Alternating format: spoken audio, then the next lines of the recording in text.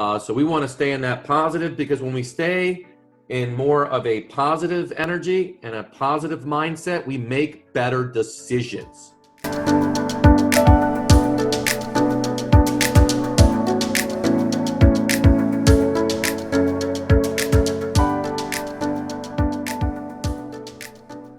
Just for some of the new people on here, positive focus is our way to stay in the positive zone instead of the VUCA world.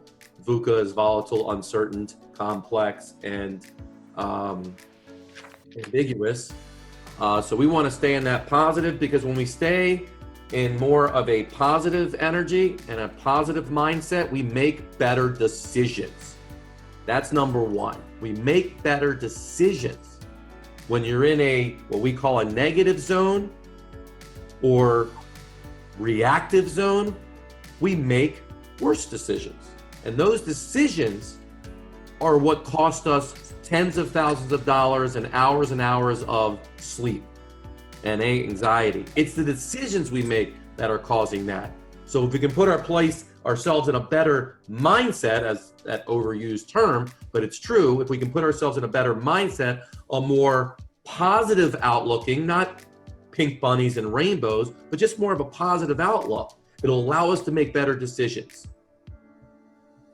That's the importance of sharing wins and positive focuses and appreciation. All of those go together. So we share them in this group to keep that habit going. But I hope, and this is going to be a little bit of our theme today, I hope you're also sharing this with your staff. There's no point in learning anything here that you are not going to transfer to your team. Everything is transferable that we're doing here. Gratitude, wins, positive focuses, is the number one thing you want to transfer. Because believe me, your staff lives in the negative zone. They are surrounded by negative, low energy people.